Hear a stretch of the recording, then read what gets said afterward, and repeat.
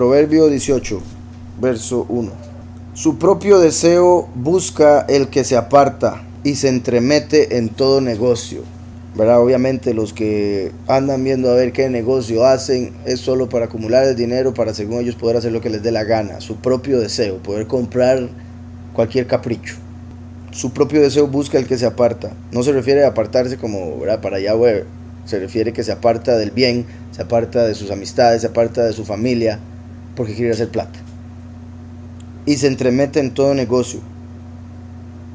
No se complace el necio en la inteligencia. Por eso cuando uno le trae inteligencia a alguien que es del mundo, se molestan, la rechazan, se burlan. Y de ahí lo que dice la escritura, no darle perlas a los cerdos. Entonces uno tiene que reconocer si la persona es necia, malvada o lo que sea.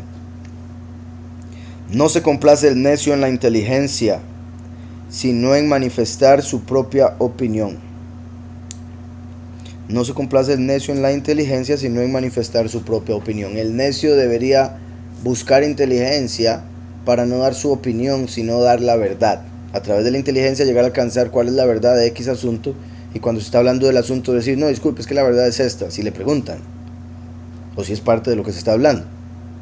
En vez de decir, mi opinión es que, porque ahí es donde se salió todo, y eso es lo que el necio quiere. Él piensa que es tan importante que su opinión tiene que ser correcta, pero como rechaza la inteligencia ni sabe. Pero lo da por un hecho, porque recuerden que entre uno menos sabe, más piensa saber. Y entre más conoce, más se da cuenta de todo lo que le falta. Entonces, por ende, el que piensa que todo lo sabe, o se comporta como que todo lo sabe, viene siendo un necio que no tiene ni idea de todo lo que le falta por saber. No se complace el necio en la inteligencia. De hecho, los necios hasta se burlan de la inteligencia. En la escuela se da mucho eso. Y a veces uno hasta puede caer en eso de los chistes. Pero en realidad hay que reconocer, o sea, qué buena la inteligencia, qué bendición. ¿Me puedo hacer la tarea, por favor? Si uno se hace amigo y le dice, es que esto no lo entiendo, usted me haría el favor. No, pero si yo lo copio, no importa. Entonces, de hecho, por ejemplo, en la escuela, en el colegio, es muy común que las mujeres sean las que estén por encima en lo que respecta. Porque, ya lo había leído por un lado por ahí, que la escuela, la forma en que se enseñan las escuelas y colegios es la forma de enseñar a mujeres. Entonces, para que las mujeres entiendan mejor. Y por eso hay muchos hombres que no saben ni dónde están parados en la escuela y colegio, y usted ve a las mujeres súper aplicadas, entendiéndolo todo y recordándolo todo. Entonces, de ahí el hecho de que no todo el mundo le vaya bien en la escuela, y también de ahí que muchos hombres hoy en día son como, bueno, bien afeminados. Ahora, no estoy diciendo exactamente que la escuela lo lleve a ser afeminado, sino la forma de enseñarle a las personas llega a formar la mente o la forma de pensar de X manera que lo puede llevar después a inclinarse más al lado femenino en este caso. Entonces, no se complace el necio en la inteligencia. Entonces, más de un compañerillo necio que se burlaba de los inteligentes, solo por el hecho de que no tenían la inteligencia de ellos, entonces les molestaba y era como, lo que me queda es burlarme. Dice, sino en manifestar su propia opinión. Con el malvado viene también el menosprecio. Con el malvado viene también el menosprecio. Por un lado, que el malvado va a menospreciar todo lo que es bueno, correcto, verdadero, como ese necio que menosprecia la inteligencia. Con el malvado viene también el menosprecio. Y también, obviamente, el que es malvado, una vez que llegue a donde sea, los que lo reconocen como malvado lo van a menospreciar por malvado. Entonces mejor no buscar la maldad si no quiere ser menospreciado. Dice, y con el que deshonra, la afrenta. Y con el que deshonra, la afrenta. Que viene siendo algo básicamente, bueno, muy similar, como siempre menciono, que Yahweh menciona lo mismo de dos maneras, entre otras cosas para representar primero y último, o la dualidad que hay en este mundo, de cómo se puede ver desde dos puntos de vista la misma cosa. Dice aquí Proverbios 16-18, voy a leer un segundo. Dice, antes del quebranto está la soberbia, y antes de la caída la altivez de espíritu. Con el malvado viene también el menosprecio, ¿verdad? Como la soberbia y después viene la caída, etc. Y con el que deshonra, la afrenta, ¿verdad? El que deshonra obviamente va a terminar blasfemando, afrentando al que quiere hacer justicia. Aguas profundas son las palabras de la boca del hombre, y arroyo que rebosa es la fuente de la sabiduría. Como el pozo del que hablábamos ahora, y como cuando Yahushua llegó al pozo y estaba la samaritana, el pozo que había cavado Jacob, estaba una samaritana, Yahushua le pide agua, ella se sorprende de que un yahudí le pida agua a una samaritana, que un hombre le pida algo a una mujer, y Yahushua después le dice, si supieras quién te ha pedido agua, más bien tú le pedirías agua y él te daría agua de vida, y aquel que beba de esa agua nunca más tendrá sed, porque esa es el agua que trajo Yahushua. Yahushua es la palabra de Yahweh, quien vino como hombre, por ende aguas profundas son las palabras de la boca del hombre. Yahushua habló y dijo, mis palabras son espíritu de vida. Él es el agua de vida, y cada palabra que él dijo tiene una profundidad que nadie se imagina, y uno puede entender algo profundo, pero después puede ir más a fondo, entre más avance en las interpretaciones de los cuatro niveles de interpretación. Aguas profundas son las palabras de la boca del hombre, y arroyo que rebosa en la fuente de la sabiduría. Es la fuente de la sabiduría. Yahushua es la fuente de la sabiduría. Dice el 5, tener respeto a la persona del malvado para pervertir el derecho del justo no es bueno. Tener respeto a la persona del malvado. Uno debe respetar, porque es lo correcto, hasta el punto donde el malvado lo quiere hacer a uno respetar la maldad. La maldad no puede ser respetada, porque si uno respeta al malvado va a terminar respetando, por ejemplo, un juez malvado que diga culpable al justo, al inocente. Uno no puede respetar esa decisión y por ende no puede respetar a esa persona que hace eso, como para quedarse callado y decir, él dijo, salado. Sí, yo sé que usted es inocente, pero él dijo. Tener respeto a la persona del malvado para pervertir el derecho del justo no es bueno. Los labios del necio provocan contienda. Su boca a los azotes llama. ¿Verdad? Después lo están azotando y él dice, yo no me merezco esto. ¿Por qué me hacen esto? Ustedes son unos impíos. Pero ¿quién lo tiene de necio? Esto es muy importante y es que qué duro, porque como siempre digo, pueden haber un montón de necios escuchando que van a volver a ver al lado. ¿Escuchó usted? Eso es para usted. Y nunca, ¿verdad? Y ¡fum! ¿Por qué? Porque son necios, porque desprecian la inteligencia. Entonces, lo repito porque quiero que quede claro para que nadie caiga en necedad nunca, en ningún tipo, ¿verdad? Desde la más grande hasta la más pequeña. Pero tristemente, los que tengan un poquitico, en la mayoría de los casos no les va a caer, a menos de que sea una persona necia que esté buscando dejar la necedad. Bendito Yahweh, solo ese deseo, Yahweh le va a ayudar a que entienda cómo dejarlo. Los labios del necio provocan contienda, su boca a los azotes llama. La boca del necio le acarrea quebranto, ¿verdad? Después está llorando, después está sufriendo y dice, ¿por qué yo? ¿Por qué yo? Y me imagino al padre de Río como diciendo, uy, ¿en serio? La boca del necio le acarrea quebranto, sus labios son trampas para su propia vida. Vean el cuidado que debemos tener con la boca en todo aspecto, como siempre he dicho, desde no hablar mucho hasta no hablar nada malo, negativo, que traiga división, que traiga contienda, etc. La boca del necio acarrea quebranto, sus labios son trampas para su propia vida. Las palabras del chismoso son como bocados suaves, vean eso. Las palabras del chismoso son como bocados suaves. Es normal que cuando le vienen a contar un chisme, el oído quiera oírlo. Ay, no, pero ¿cómo que?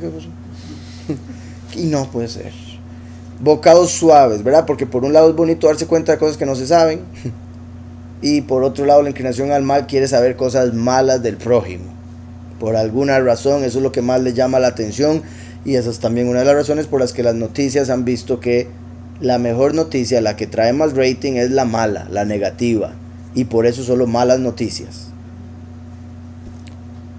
A veces hacen un espacio para una buena noticia, pero es donde la mayoría de la gente cambia el canal un ratico. No le interesa. Y muchos por envidia a la persona que le fue bien en algo. Entonces, las palabras del chismoso son como bocados suaves que penetran hasta las entrañas. El que es negligente en su trabajo es hermano del hombre destructor. Tal vez no sea un destructor, pero es hermanillo. ¿Por qué? Porque con no trabajar no está construyendo nada. El que es negligente en su trabajo, ¿verdad? Y tiene trabajo, pero es negligente, lo hace mal. Entonces a veces lo que está tratando de construir más bien lo destruye, lo hace mal, se viene abajo en 2 toques, no sirve para nada. El que es negligente en su trabajo es hermano del hombre destructor. Qué particular, porque Lucifer fue negligente en su trabajo que Yahweh le dio, y es hermano de Azazel, que es el destructor. Abadón. Fuerte torre es el nombre de Yahweh. Vean qué poderoso. Fuerte torre es el nombre de Yahweh. A ella corre el justo y se siente seguro. Pero ellos corren a otro nombre.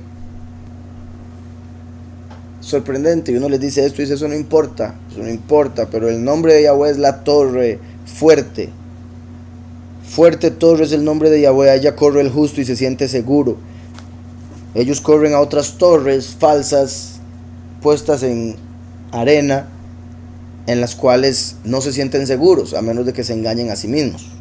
Dice, las riquezas del rico son su ciudad fortificada. Las riquezas del rico son su ciudad fortificada. Él piensa que las riquezas lo van a salvar, que las riquezas lo protegen. Como un muro defensivo se las imagina. Se las imagina, son simplemente una ilusión. Es pura imaginación que eso lo puede proteger.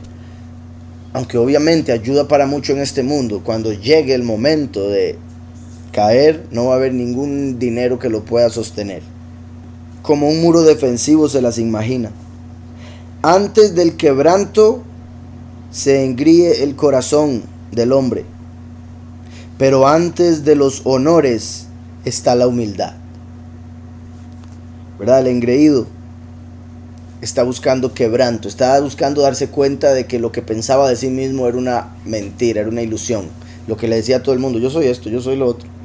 Antes del quebranto se engríe el corazón del hombre, pero antes de los honores está la humildad. Bendito Yahweh, el que es humilde Yahweh lo exalta. Las personas le dicen lo bueno que es para lo que hace. Y la persona calladita nada más haciendo lo que tiene que hacer lo mejor que puede y reconociendo las cosas buenas de cada uno. Eso es ser humilde, en vez de decir, no, todos ustedes no sirven para nada, aquí el que hace todo soy yo, o el que hace las cosas mejor. Eso es ser un engreído, y como decía lo que habíamos leído en el antes del quebranto está la soberbia, el capítulo 16, 18, y antes de la caída la altivez de espíritu. Dice, al que responde sin haber escuchado, la palabra le es fatuidad y vergüenza.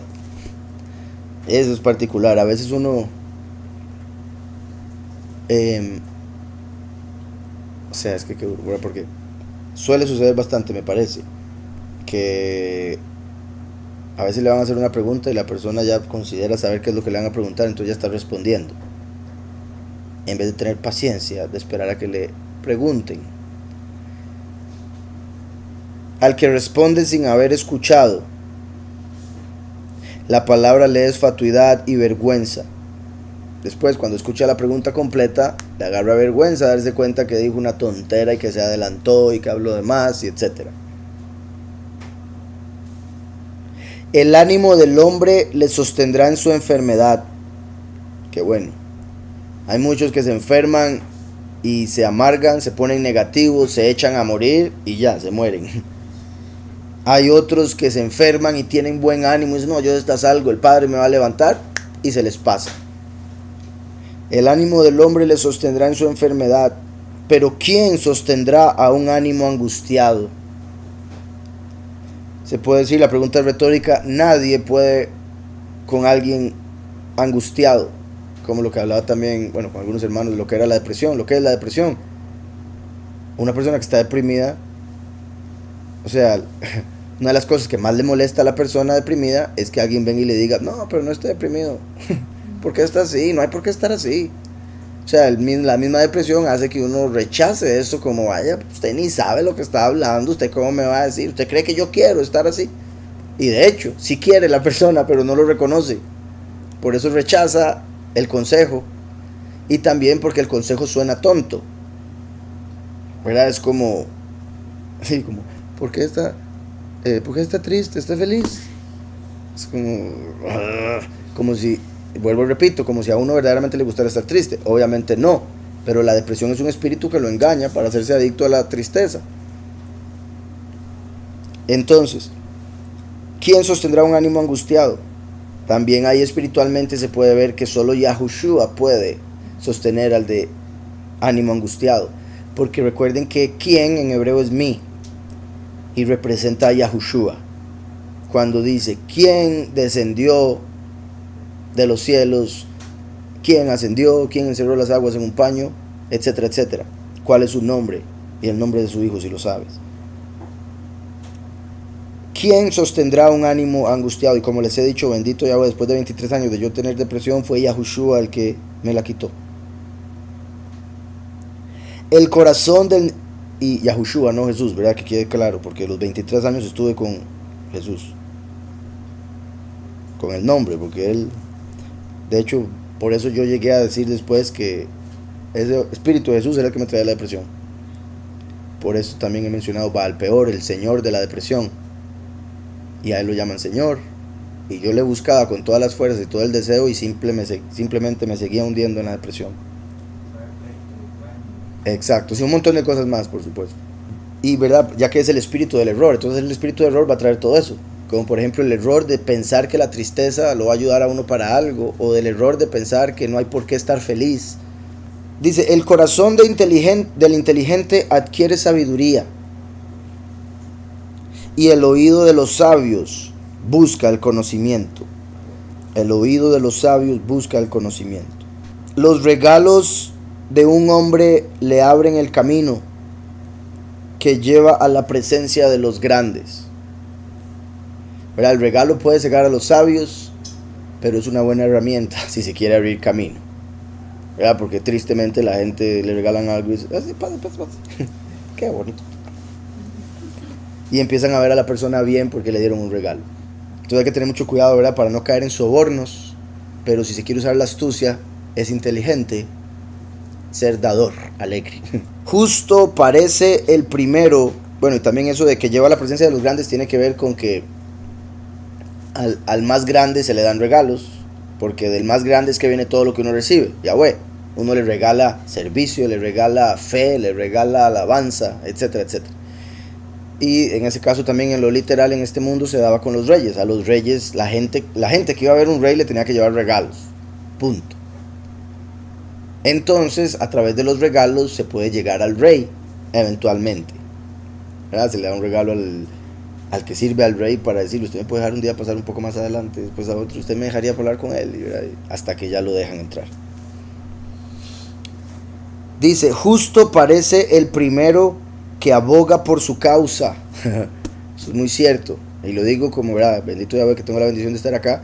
Y a veces hay algún pleito entre un par. Y viene uno primero y cuenta todo su lado de la historia. Y por ser el primero parece ser el que tiene razón. Hasta que llega el otro y me cuenta todo su lado de la historia. Y uno ve que el primero le mintió. O que no le dijo todo. Justo parece el primero que aboga por su causa. Pero viene su adversario y le rebate. ¿Verdad? En un debate, rebate y dice sus partes y uno se da cuenta que no puede llevarse por todo lo que dijo el primero, porque como se quiere defender, omitió un montón de detallillos. Las suertes ponen fin a los pleitos. Las suertes ponen fin a los pleitos. ¿Verdad? Como cuando dije ahora de que Yahushua quizá pudo tirar suertes para saber qué hacía con... Y digo yo eso porque en ese tiempo lo hacían. Nosotros no debemos confiar en la suerte, pero puede que haya un pleito y uno diga, no, es que no sabemos cómo arreglar esto, y tire la moneda. Y ambos vamos a aceptar lo que caiga porque no hay otra. En el sentido de lo que se refiere aquí, las suertes ponen fin a los pleitos y deciden entre los poderosos, que ponían todo al chance. Y obviamente Yahweh tiene el poder de controlarlo por si algo, y por eso también habían poderosos que las utilizaban en Israel. El hermano ofendido es más tenaz que una ciudad fuerte. Un hermano ofendido es más tenaz que una ciudad fuerte. Y las contiendas entre hermanos son como cerrojos de alcázar, ¿verdad? Como sabemos, cuando hay sangre por medio, cuando hay familiaridad, se tiende a ser un poco más duro, porque es el hermano. Son más cerrados, como esos cerrojos de alcázar. Del fruto de la boca del hombre se llena su vientre. De lo que sale de la boca del hombre es que recibe de los cielos provisión. Como dice la escritura, que debemos dar sacrificio de alabanza, es decir, fruto de labios que confiesan su nombre. Entonces nosotros nos alimentamos de la salvación de Yahweh, por ende nos salva de todo. Pero también se refiere a que si uno habla cosas malas, le va a ir mal. Si habla cosas buenas, le va a ir bien. Del fruto de la boca del hombre se llena su vientre. Se sacia del producto de sus labios. Entonces si una persona dice, me va a ir mal, le va a ir mal. Si una persona dice, no sirvo para nada, va a dejar de servir para algo, etcétera, etcétera. La muerte y la vida están en poder de la lengua. Por eso es que solo hay un nombre dado para salvación a los hombres a través del cual puedan ser salvos. Solo un nombre. ¿Por qué? Porque Yahweh puso el poder de la vida y la muerte en la boca. Entonces al confesar el nombre de vida recibe salvación. Al confesar un nombre de muerte recibe muerte, porque el fruto de la boca del hombre se llena su vientre. Entonces si el fruto de su boca es muerte, va a recibir muerte para su vientre. Así como Yahushua es la vida, el falso es la muerte. Del fruto de la boca del hombre se llena su vientre, se sacia del producto de sus labios. La muerte y la vida están en poder de la lengua. El que la ama comerá de sus frutos. El que ama la muerte o el que ama la vida recibirá el fruto de una u otra, dependiendo de para qué use la lengua. El que encuentra esposa encuentra el bien. Poderosísimo. Y verdad, se refiere a una esposa verdadera, una esposa prudente, ¿verdad? Porque hay muchos, no quiere decir el que logró casarse, porque hay muchos que se casan con una mujer no prudente y de fijo no encontró el bien, encontró una trampa. Pero el que encuentra esposa, mujer prudente, encuentra el bien y alcanza la benevolencia de Yahweh.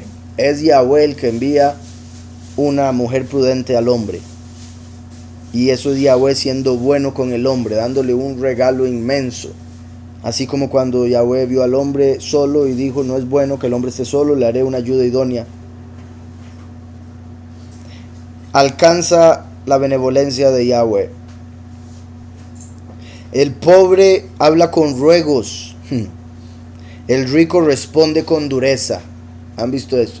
El pobre, y a veces, es que a veces hasta es un poco molesto. Y lo digo porque la vez pasada tuve una experiencia ahí con un pobre que estaba pidiendo y estaba tratando de llevar hablado, engañarme. Aún así le ayudé. Pero al final dijo unas cosas como dando a entender que me llevó hablado.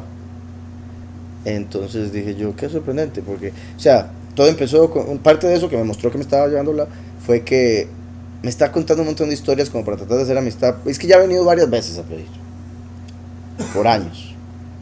Supuestamente en medio de esos años estuvo en la cárcel. Cuando salió de la cárcel volvió a venir a pedir algo, después se fue, después volvió a pedir algo. Entonces me estaba contando historias como para tratar de hacerse el amigo. De hecho, al principio yo todavía no era pastor, para que se den una cuenta de cuántos años han sido. Yo no era pastor. Ahora que un día vino y me buscó, le dijeron, ¿cuál es pastor? Y dice, ¿cómo que es pastor? Entonces me agarró por ahí como tratando de ser lisonjero, ¿verdad? Eso, ay, pastor. Y yo, bueno, escuchándolo. Y entonces estaba hablándome lo más bien. Y ya cuando va a entrar en la parte del discurso de pedir, uy, es que vieras que no ve que me pasó esto. Y empieza a cambiar toda la voz y la cara. Y yo, uy, pero ¿por qué hace eso si estaba súper bien ahorita? O sea, ¿qué es eso? Ay, no, es que por favor necesito ir a comer taco y necesito plata. Y yo, uy, qué pereza, ¿por qué habla así? Pero bueno. Entonces, Por otro lado, hay pobres que sí son más humildes, pero es de la pobreza en la que han vivido, el dolor, el que han pasado, que cuando piden cosas se les nota el dolor en su voz, ¿verdad? Hay hipócritas como ese que mencioné primero y otros que verdaderamente se siente, pero ambos utilizan eso.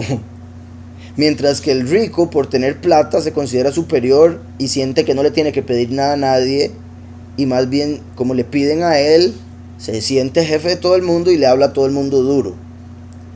Por eso dice aquí el pobre habla con ruegos, el rico responde con dureza. El hombre que tiene amigos debe ser amistoso, ¿verdad? Si tiene muchos amigos, porque es amistoso. El hombre que tiene amigos debe ser amistoso, y amigos hay más unidos que un hermano. Bendito Yahweh, ese verso es poderosísimo, es muy cierto, y lo vemos con Yahunatán y David, que no eran hermanos, pero se amaban más que hermanos. Hay amigos más unidos que un hermano. Así como Yahushua vino a hacernos hermanos y después nos dijo también que nos había hecho amigos. ¿Qué amigo que dio la vida por uno?